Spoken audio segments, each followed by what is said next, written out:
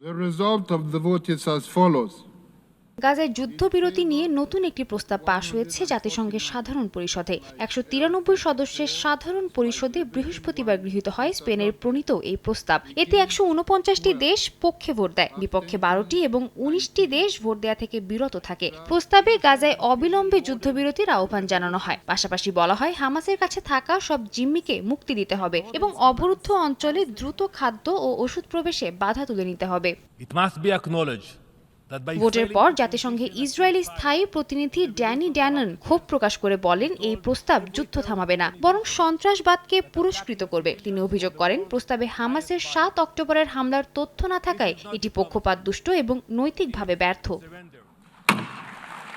অন্যদিকে জাতিসংঘে ফিলিস্তিনের প্রতিনিধি রিয়াদ মনসুর বলেন এই প্রস্তাব মানবতার পক্ষে একটি স্পষ্ট বার্তা। তিনি বিশ্ব সম্প্রদায়ের কাছে কৃতজ্ঞতা প্রকাশ করে বলেন পৃথিবীর বিভিন্ন দেশ ও জনগণ যেভাবে ফিলিস্তিনের পক্ষে দাঁড়িয়েছে তা নজিরবিহীন। স্টে সেফের ডাবল লেয়ার প্রোটেকশনই পিরিয়ডের হেভি ফ্লোর দিনগুলোতে আমাকে রাখে নিরাপদে। Stay safe.